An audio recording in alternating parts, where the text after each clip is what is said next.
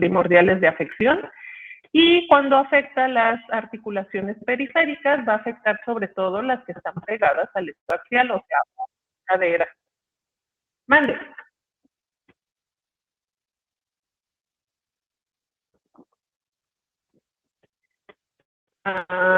Pues no sé qué pasé. Doctora, yo tengo una duda. Sí. En la primera fase era empezar con un AINES a dosis máxima y si toleraba bien, les dejábamos ese tratamiento, pero usted dijo que eran máximo 4 semanas con AINES. Así es. ¿Y después se los quitamos o le dejamos dosis baja? No, después se quitan y continúan con todas las medidas generales, ¿no? Que sin dejar de fumar, fisioterapia, etcétera. Si vuelve a haber una recaída, pues entonces vuelves a dar otro curso de AINES. En 2 semanas evalúas, si hay buena respuesta, pues lo llevas a 4 semanas y ya, ¿no? Si vuelve a haber una recaída, ya no le das un tercer curso, ya te vas a ir directo a la siguiente fase. Ah, ok, gracias. Pero sí se deben de quitar los AINES, o sea, el AINE no se va a mantener con el 12 semanas, ¿no? Digo, ahí también involucra mucho por eso sí es muy importante evaluar realmente la eficacia en términos no nada más del dolor, sino de los marcadores de inflamación, las pruebas que ahorita vamos a ver, porque bueno, el dolor, como pues a final de cuentas es algo muy subjetivo, muchos pacientes y más, por ejemplo, cuando ya tienen secuelas de la enfermedad, como el caso clínico que veíamos, pues seguramente va a tener cierto, o sea, dolor residual, pero generalmente ya es un dolor mecánico. Entonces sí es bien importante ahí hacer el interrogatorio para distinguir bien si lo que tiene de dolor es realmente por actividad inflamatoria o por secuelas. Y la otra es los marcadores de inflamación, ¿no? O sea, esa evaluación de respuesta incluye qué tanto responden y qué tanto bajan los marcadores de inflamación. Sí, gracias. Bueno, entonces, sí. Bueno, entonces vamos a seguir. Entonces ya comentábamos de las particularidades de la espondilitis. Entonces esas, la afección en sacroiliacas y lumbosacra y las articulaciones pegadas a la columna, o sea, hombros y cadera. Y esta, en particular la espondilitis anquilosante, tiene como manifestaciones extraarticulares más frecuentes la uveitis anterior aguda. No es frecuente, pero sí los datos de aortitis o inflamación de la aorta, que nos pueden llevar a insuficiencia aórtica, pues de todas las espondiloartropatías se presenta con mayor frecuencia en espondilitis anquilosante y también puede afectar los pulmones y puede dar un proceso de fibrosis, sobre todo en los lóbulos superiores.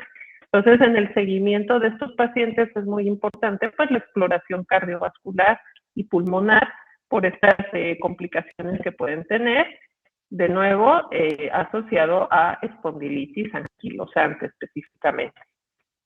Ahora, en cuanto a la epidemiología de la espondilitis anquilosante, bueno, solo tiene una prevalencia de todos los pacientes o de todas las personas que tienen un HLA-B27 positivo, solo 1 a 2% de los adultos van a tener espondilitis anquilosante. O sea, por eso no hay que andar pidiendo laboratorios a ver qué sale, ¿no? Porque si tiene alguien un dolor lumbar que es más bien mecánico, pero no hacen una buena semiología, etcétera, y le ponen y le piden HLA-27 y le sale positivo, ya van a considerarlo como espondilitis y pues no, ¿verdad? Ya ya vimos cómo es el diagnóstico.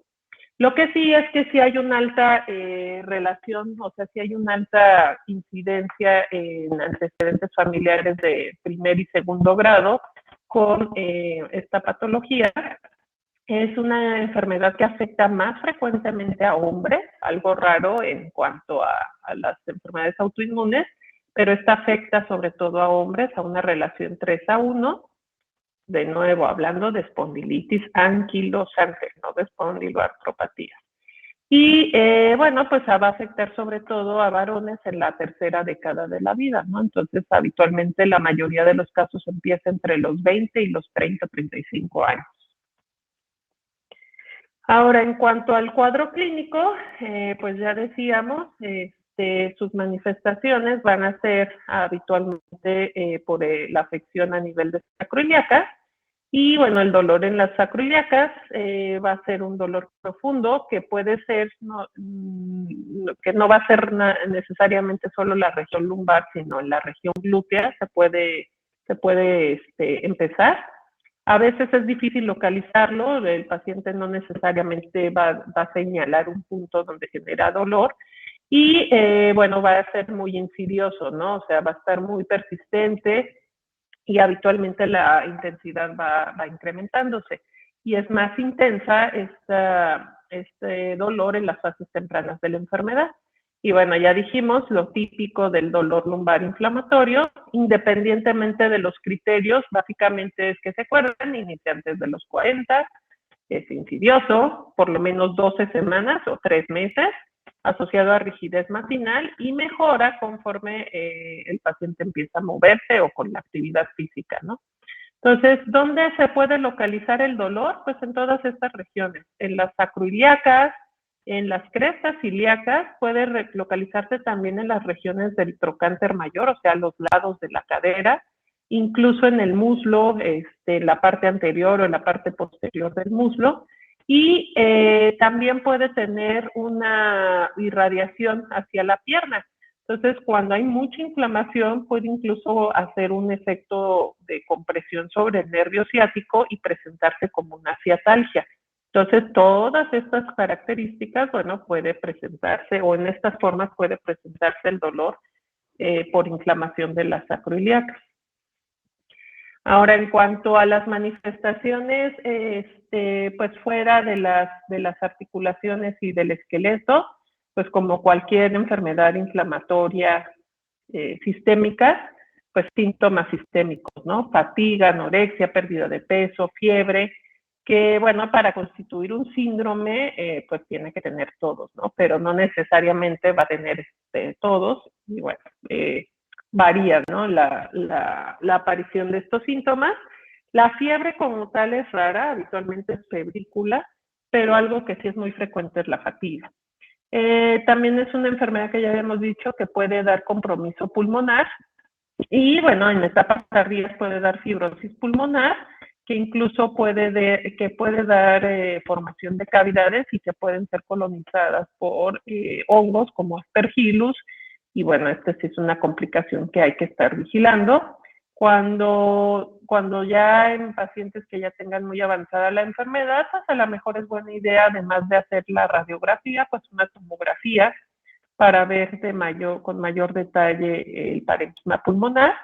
Y bueno, también puede haber una disminución moderada de la capacidad vital por consecuencia de la restricción por el movimiento de la pared torácica. Conforme va avanzando la enfermedad, se van afectando otros segmentos de la columna, incluyendo la región dorsal, y bueno, pues ahí nos puede dar problemas entonces en la expansión de los pulmones por afección de la columna dorsal, ¿no? Ya decíamos, el compromiso ocular, entonces lo que da uveitis anterior aguda, que sí es una incidencia alta, hasta 30% de los pacientes en algún punto de la enfermedad. Y bueno, pues como se asocia a la presencia del HLA-B27, pues por eso es tan prevalente en la espondilitis anquilosante, ¿no? Si estos episodios de inflamación no se controlan o cada vez son más frecuentes, pues va a darnos secuelas importantes a nivel del ojo, sinequias, glaucoma e incluso ya casos muy severos hasta ceguera. ¿Y cómo podemos sospechar que el paciente tenga uveitis? Bueno, es el clásico ojo rojo, como o sea, no es nada más una hiperemia conjuntival, es realmente la presencia de un eritema muy profundo en todo lo que es no nada más la conjuntiva, sino afecta la esclera y además es doloroso, ¿no? Es muy doloroso, con disminución de agudeza visual, fotofobia y mucho lagrimeo. Entonces, cuando un paciente, y sobre todo, pues el dato de que es unilateral, ¿no? Entonces, si un paciente empieza con esto, pues hay que sospechar que tiene una uveitis anterior aguda. En cuanto al compromiso cardiovascular, pues ya decíamos, esta patología puede dar una inflamación de la aorta, aortitis, que incluso puede ser asintomática. Entonces sí es importante, bueno, hacer una buena exploración física, poner atención en los focos de auscultación y, bueno, cuando haya sospecha, cuando el paciente clínicamente además tenga datos de dolor torácico, bueno, pues hay que hacer un estudio de imagen que nos puede ayudar a corroborar pues, la inflamación de la pared de la aorta. Habitualmente el segmento afectado es la aorta ascendente y bueno, ya en casos pues más avanzados o más severos puede incluso darnos cardiomegalia. Puede haber también pericarditis como otras manifestaciones, insuficiencia aórtica y ciertas anormalidades de la conducción, habitualmente bloqueos de rama o bradicardia. Ahora, en cuanto al compromiso neurológico, bueno, pues las complicaciones neurológicas, pues igual se observan habitualmente en enfermedades de larga evolución. Pueden ser causadas por fracturas, por inestabilidad, por compresión o por inflamación.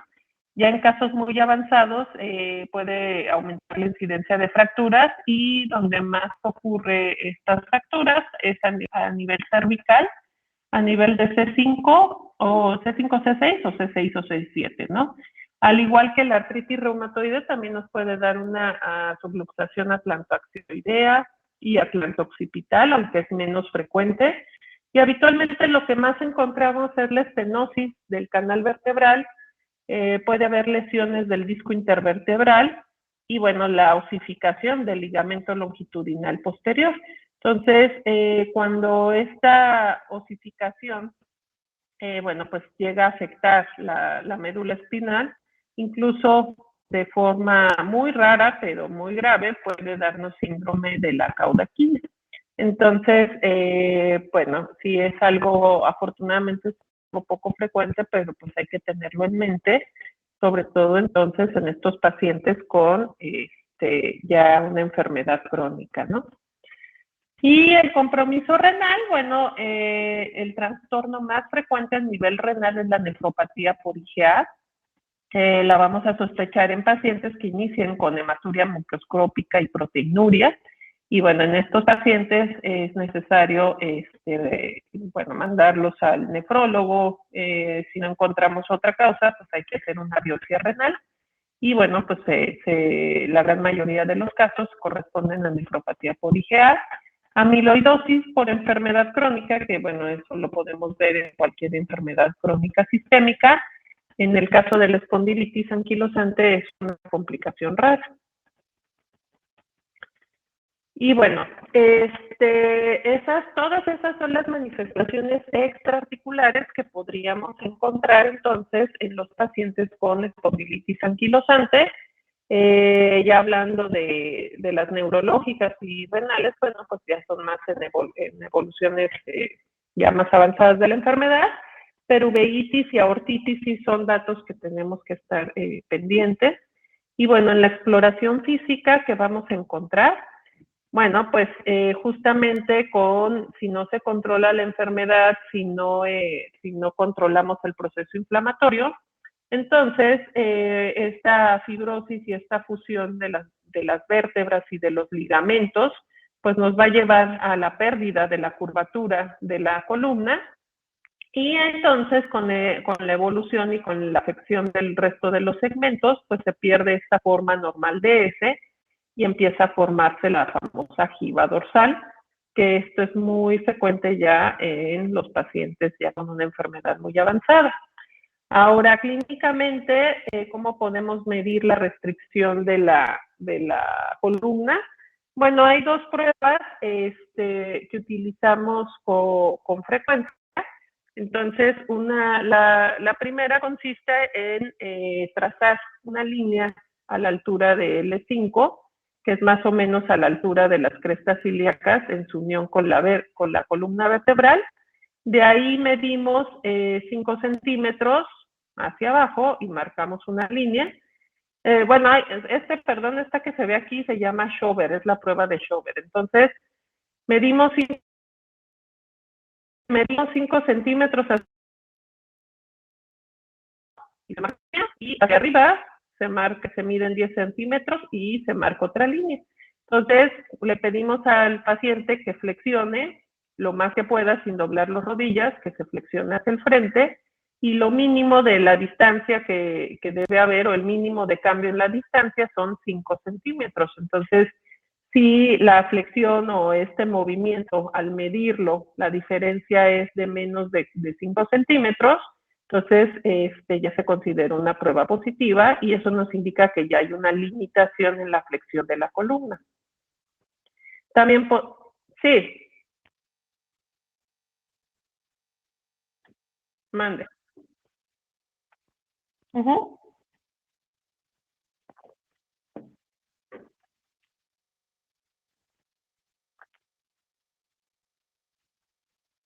La jiba dorsal. Ajá.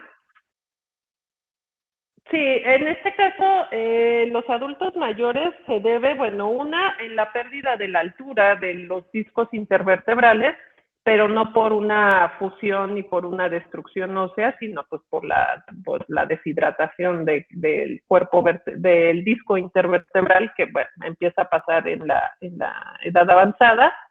Y también puede deberse a fracturas vertebrales.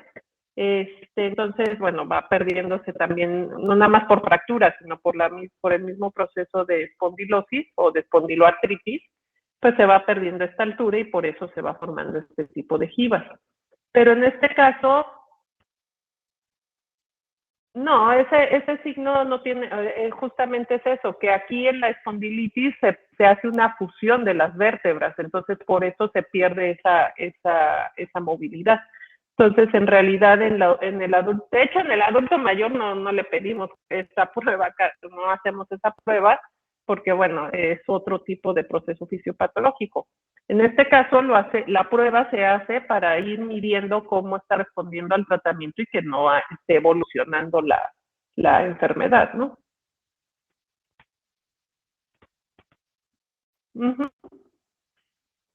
¿Hay otra pregunta?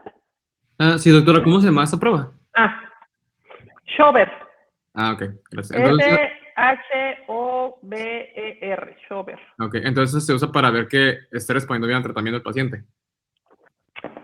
Bueno, la puedes usar para diagnóstico, pero la verdad es que si ya tiene un Schober es que ya es una enfermedad que ya dejó una secuela, ¿no? Entonces, realmente lo ideal es que la usemos más bien para, o sea, sí al diagnóstico, para una forma objetiva de ir midiendo de que no no haya pérdida de la flexibilidad, ¿no? De la columna. Okay, es como una referencia, ¿no? Para que de ahí en adelante, pues en tus evaluaciones veas cómo va respondiendo el paciente.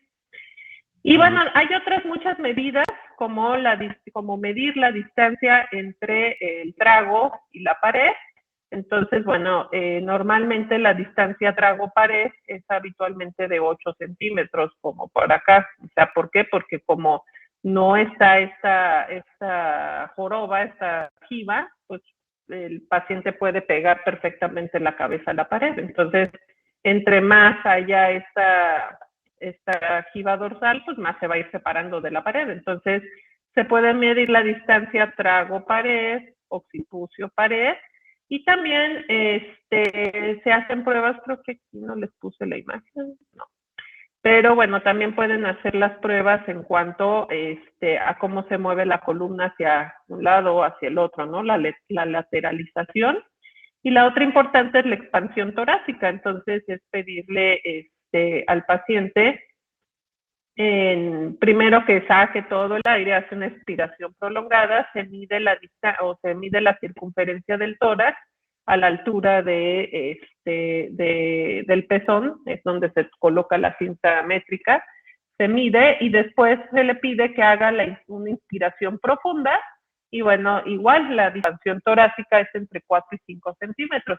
Cuando está limitada, pues ya nos habla entonces también que hay afección de la columna dorsal. Entonces, bueno, todos estos son datos de clinimetría para ir midiendo qué tanto ha afectado la espondilitis en estos diversos segmentos de la columna.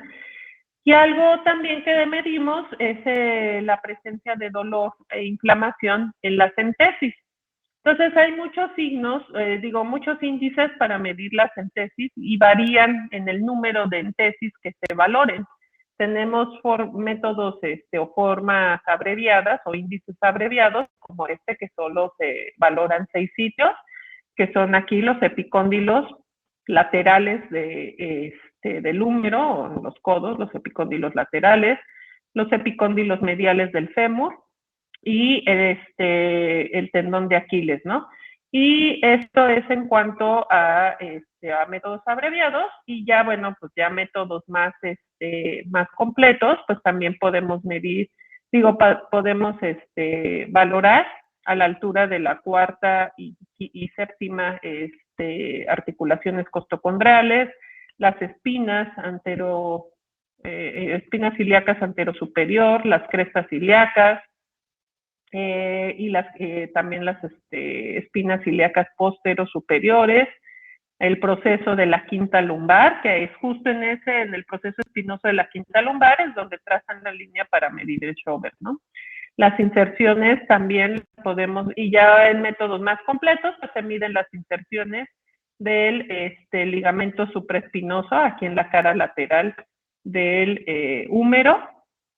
También se agregan los epicóndilos mediales, el trocánter, los trocánteres laterales, la inserción proximal y distal, la inserción del tendón del cuádriceps y la inserción del tendón patelar y la inserción de la fascia plantar o en el talón, ¿no? Entonces, todos estos sitios son entesis, todos estos puntos pueden generar dolor, y donde es más visible la inflamación es justamente acá, en el calcáneo, ahí es visible la encefalitis, y en los epicóndilos, sobre todo en los epicóndilos mediales.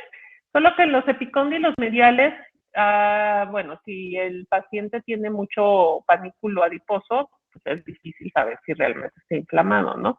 Realmente ahí, por eso es tan valiosa la inserción del calcáneo, porque realmente, es un lugar donde casi no se acumula panículo adiposo. Bueno, entonces, esa es parte de la clinimetría en la espondilitis anquilosante. ¿Alguna duda de espondilitis anquilosante? Yo, doctora. ¿Dijo que la uveitis era unilateral o bilateral? Es que no. Unilateral. Ok. Muchas gracias. Sí, el cuadro típico unilateral y aguda. Ok, gracias. De nada. Bueno, ahora la siguiente espondiloartropatía, pues es la artritis reactiva, y se le denomina así porque se refiere a la inflamación articular estéril, es decir, que no logramos aislar un agente infeccioso, y que se va a presentar después de una infección gastrointestinal o urinaria, no de las vías respiratorias altas, no infección de tejidos blandos, no, solo exclusivamente se le llama artritis reactiva cuando se presenta posterior a una infección gastrointestinal o urinaria, y además que va a tener las características de una espondiloartropatía, es decir, una oligoartritis asimétrica de grandes articulaciones, o bien lumbalgia inflamatoria, ¿no? Si de repente tuvo infección en la garganta y después tiene un cuadro de poliartritis, eso no es artritis reactiva, ¿sí? Tiene que tener estas características. Ahora, ¿por qué sucede la artritis reactiva? Bueno, esto se debe porque ciertos agentes infecciosos, ahorita vamos a hablar cuáles, van a tener o en un huésped susceptible, que puede ser que se deba a la presencia del HLA-B27 o algunos otros factores como justamente alteraciones en la microbiota intestinal o incluso en la mucosa urogenital, pues nos va a llevar al desarrollo de artritis por los mismos mecanismos que ya habíamos hablado en general, ¿no?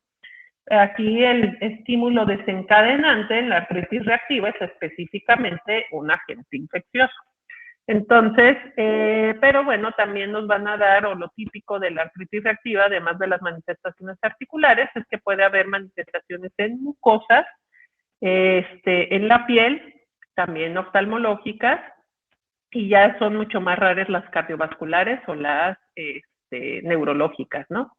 Y bueno, ¿por qué puede o qué mecanismos son los que originan la artritis reactiva? Bueno, pues son varios mecanismos. Se involucra la persistencia de antígenos bacterianos, la diseminación de estos antígenos a través de los monocitos, colonización sinovial a través de estos patógenos, o la presentación de péptidos artritogénicos, ¿no? Que compartan o este mimetismo molecular que pudieran compartir ciertas bacterias y que funcionen o que hagan una reactividad cruzada con antígenos propios. Y bueno, va a estar involucrada tanto la respuesta humoral como la respuesta celular.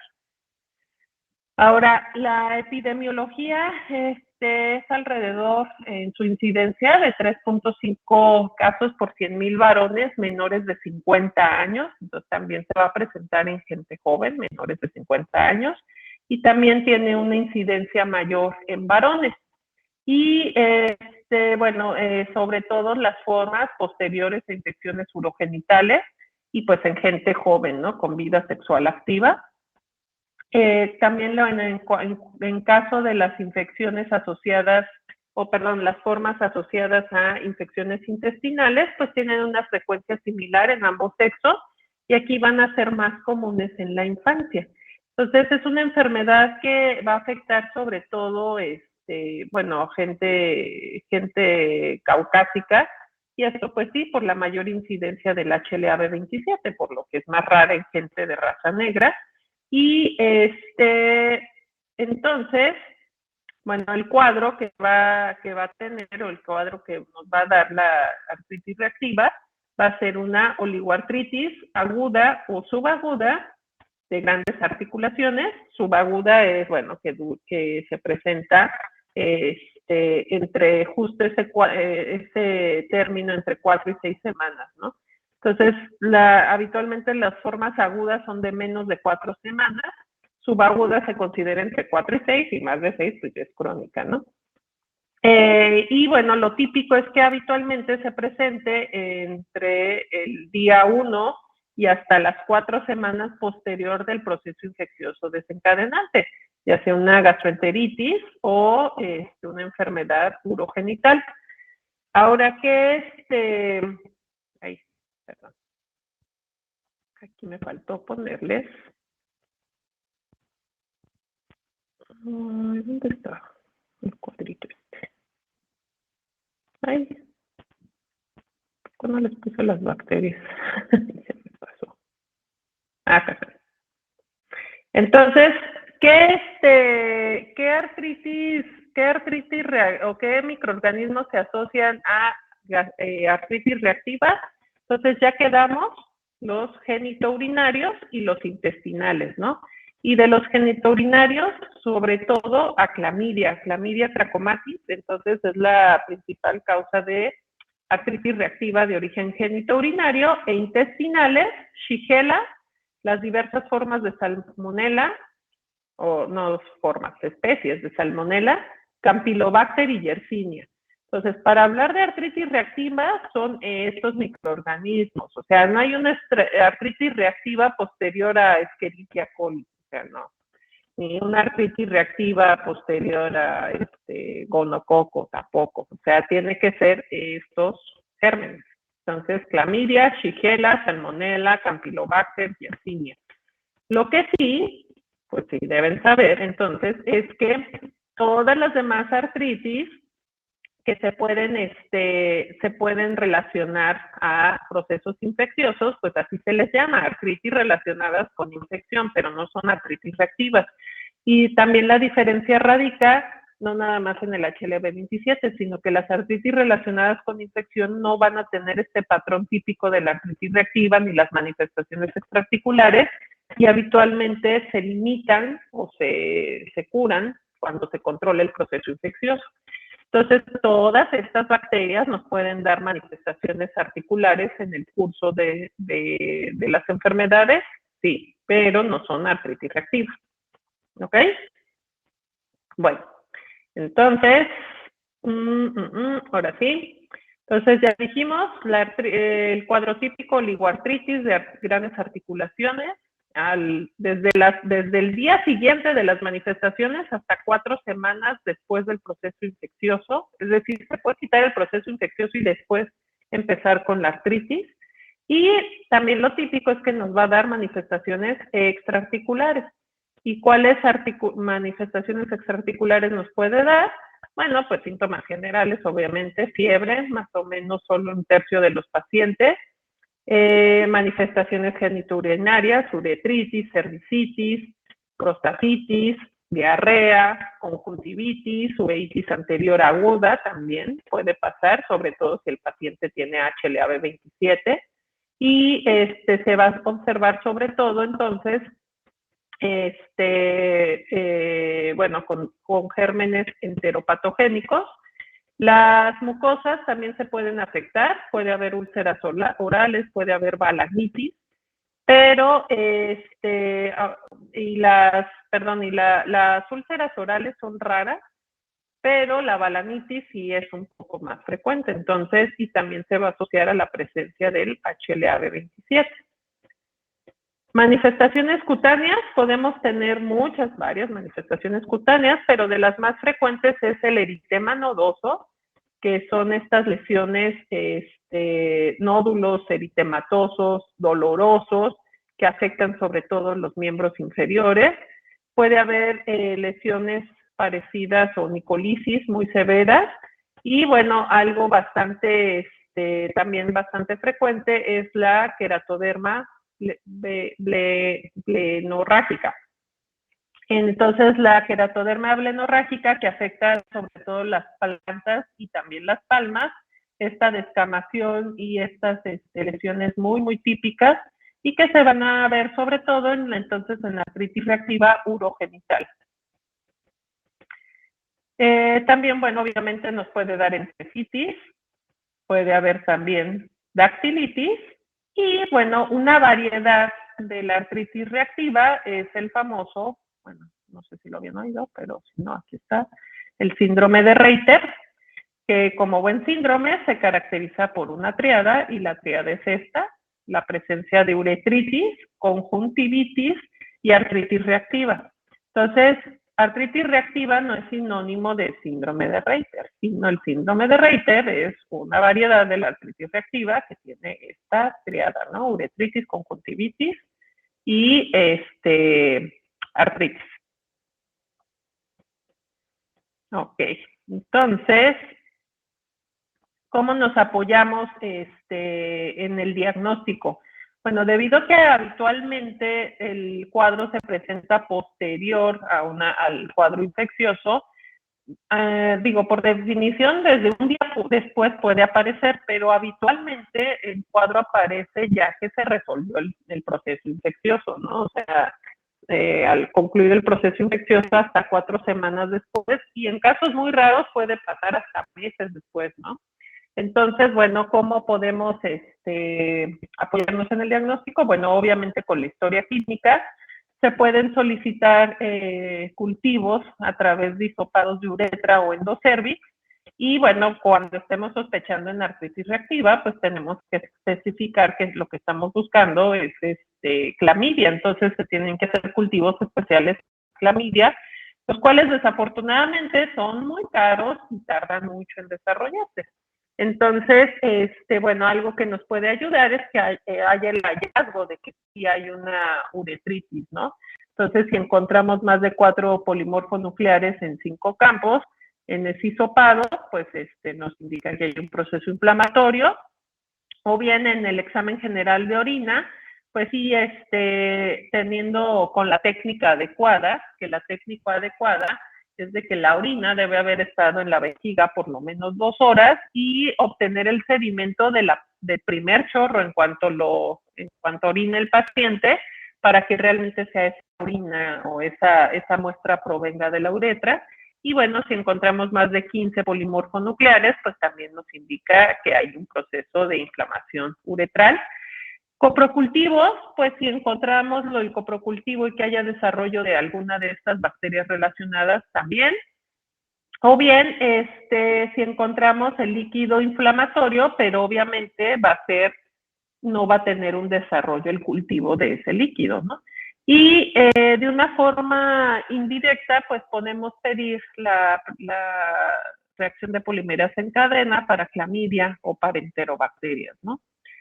Ya los hallazgos radiográficos, pues van a ser tardíos, en etapas, algo típico, pues lo que vamos a encontrar en etapas tempranas, pues son los mismos cambios tempranos que encontramos en cualquier artropatía inflamatoria, disminución del espacio articular, de osteopenia periarticular y aumento de partes blandas. Pero en etapas tardías podemos encontrar diversos cambios que pueden ir pinzamientos articulares, aunque habitualmente eso está restringido a articulaciones pequeñas del pie, como el tarso. Puede haber un aumento en la radiopacidad del periósteo. Y en algunos sitios podemos encontrar, cambios asociados a este proceso inflamatorio en la entesis. Por ejemplo, en el calcáneo podemos encontrar espolones, el espolón calcáneo, que por aquí pues justamente pasa el tendón calcáneo, que se acaba insertando hasta acá. Y bueno, la inflamación pues puede generar el espolón calcáneo, y la misma inflamación del tendón, pues una erosión sobre la entesis, donde inicia, ¿no?, la entesis. Toda esta área es donde termina el tendón calcáneo.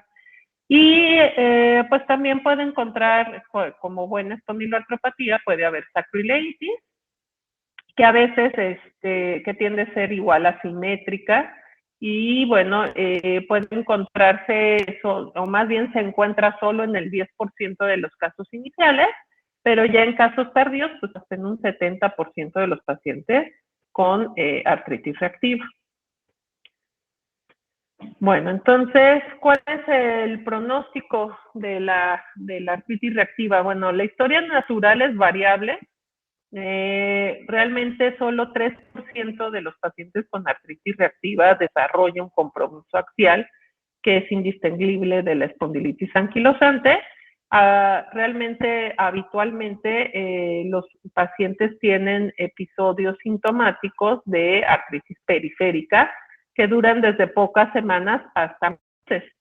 Y afortunadamente solo la mitad de los pacientes tienen un solo episodio y ya nunca más les da lata, pero la otra mitad tiene brotes recurrentes. Entonces, en esos pacientes, en ese 50% es cuando ya consideramos utilizar, como es una espondiloartropatía periférica, sulfasalazina. 20% de ellos, de forma ya, si persisten con las recurrencias, pues pueden desarrollar entonces también afección axial. Y lo que sí es que la presencia de talalgia o afección de la entesis calcánea se correlaciona a un mal pronóstico en el sentido de brotes recurrentes que va a necesitar pues ya tratamiento con fármaco. ¿Ok? Bueno, ahora hablando de la artritis psoriásica, entonces, bueno, la artritis psoriásica es la enfermedad que se relaciona a la presencia de psoriasis y que, bueno, además de psoriasis, pues va a tener inflamación articular. Y, bueno, la psoriasis tiene una prevalencia en la población general de 1 a 2%, o sea, es una enfermedad rara. Sin embargo, la incidencia de artropatía en pacientes con psoriasis es bastante amplia.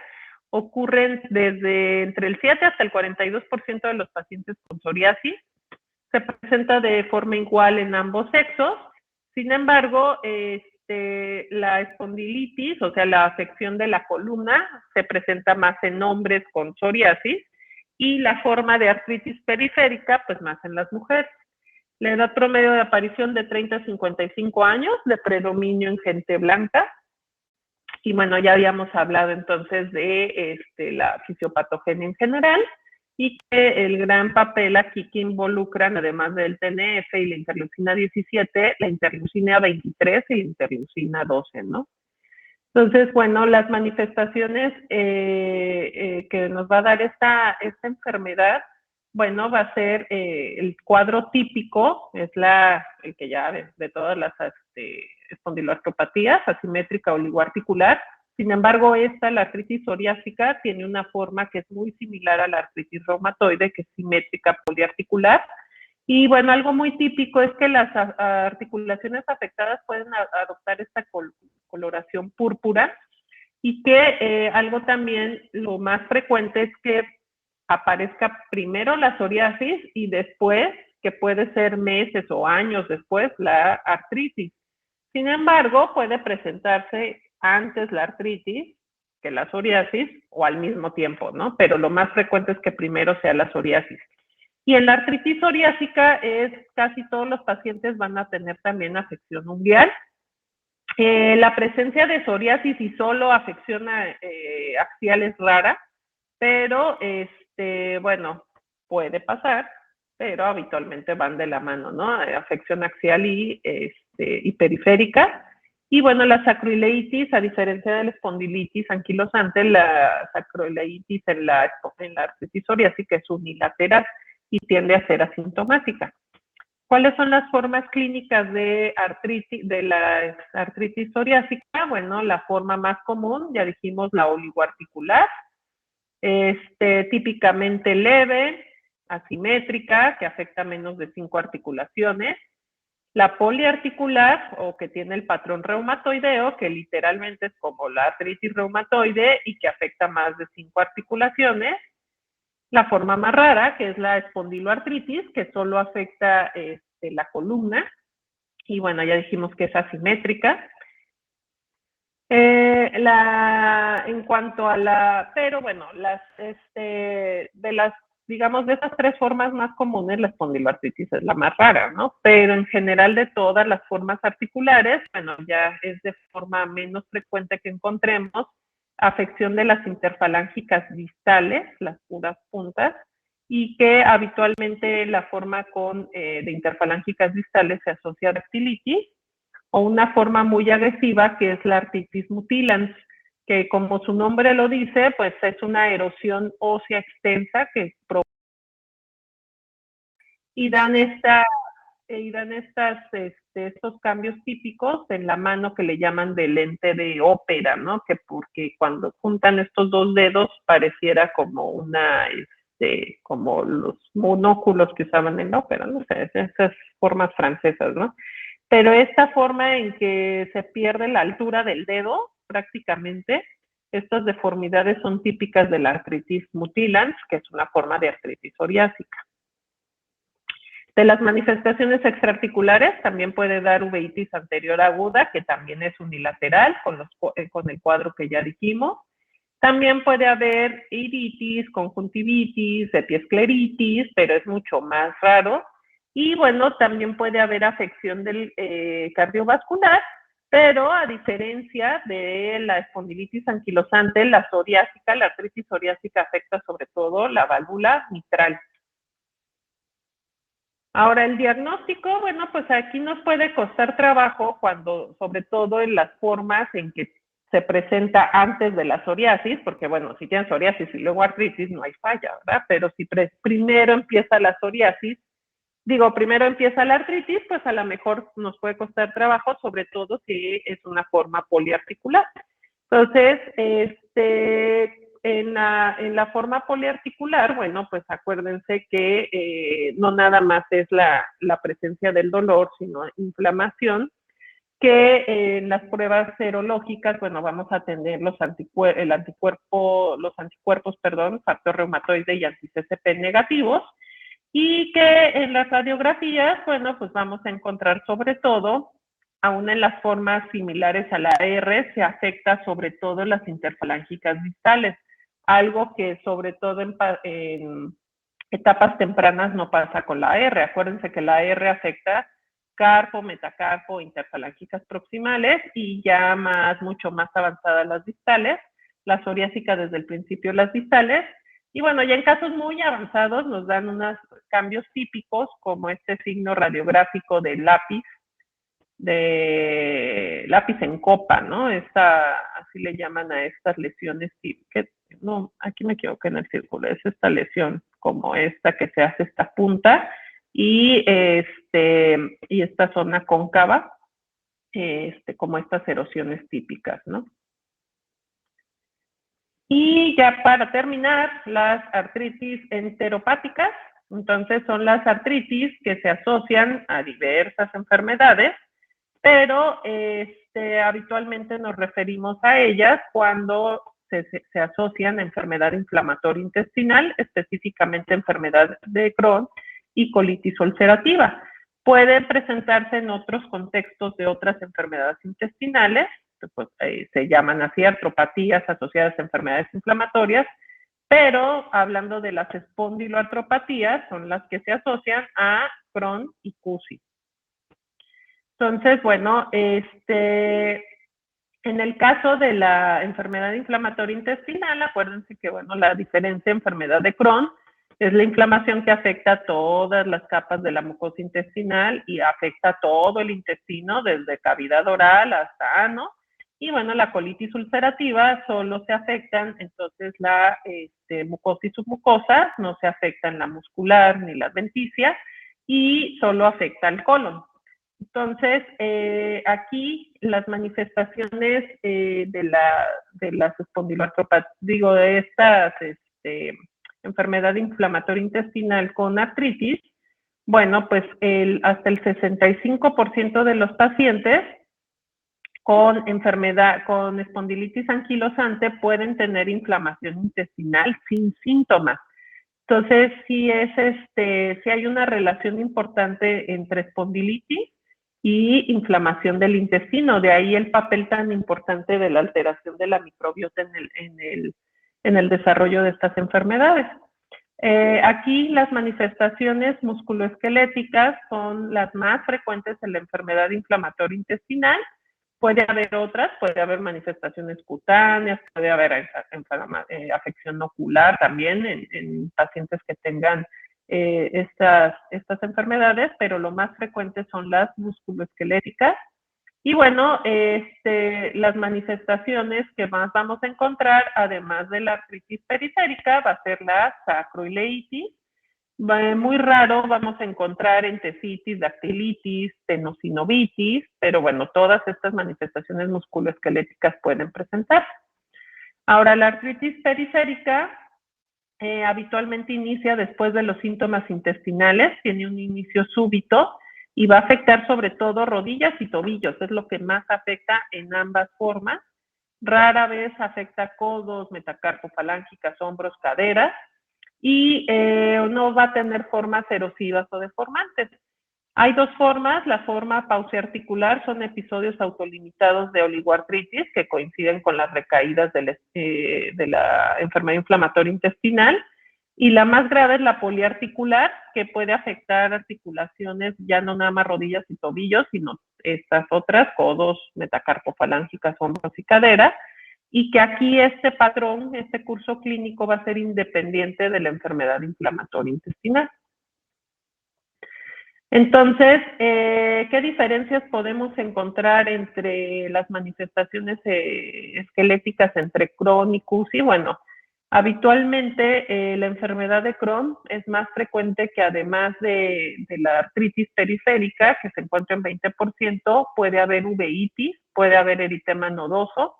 En cambio, la colitis ulcerativa es más rara, es un poco más rara la presencia de uveitis. Más bien podemos encontrar colangitis esclerosante, podemos encontrar las dos, elevación de reactantes de fase aguda, y pues los hallazgos radiológicos típicos de las espondiloartropatías.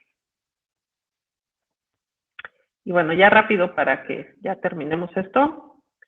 Tratamiento de todas las espondiloartropatías, asociadas a enfermedad inflamatoria intestinal o artritis enteropática. El tratamiento depende de la enfermedad inflamatoria intestinal, o sea, tiene que darse tratamiento a enfermedad de CUSI.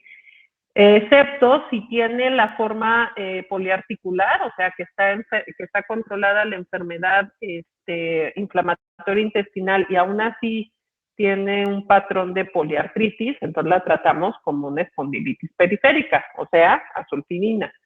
En caso de que tenga manifestaciones axiales, pues se trata como una espondiloartropatía axial, ¿no? O sea, el antiinflamatorio y si no, el biológico.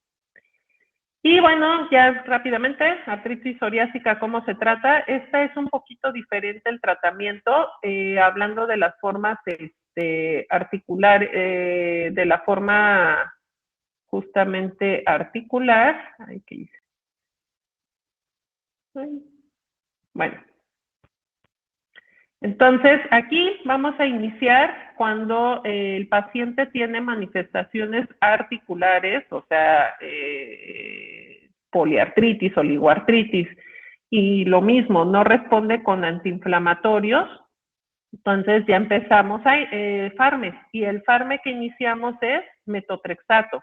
Si hay una contraindicación de metotrexato, al igual que con artritis reumatoide, podemos iniciar leflunomida o sulfasalazina. Y en cambio, si las manifestaciones predominan a nivel axial, o sea, sacroileitis, que no haya respondido a antiinflamatorios, o que tenga entesitis severa, nos vamos directamente a el uso de biológicos. ¿Y qué biológicos vamos a utilizar? Tenemos estas opciones: inhibidor de factor de necrosis tumoral, antiinterleucina 17 o antiinterleucina 12-23, que se llama ustekinumab. Y bueno, pues igual que la artritis reumatoide, valoramos en 3 a 6 meses. Si hay respuesta, continuamos. Si no hay respuesta, cambiamos de biológico. Y en el caso de la actividad periférica, perdón, de la artritis periférica, pues iniciamos con metotrexato. Si no hay respuesta, iniciamos o agregamos un segundo farme, una combinación metotrexato con leflunomida o con azulfidina. Evaluamos en 3 a 6 meses. Si no hay respuesta, nos vamos a biológico. Y nada más. ¿Ok? Entonces, bueno, con esto damos concluido entonces las espondiloartropatías. No sé si hay alguna duda. Sí.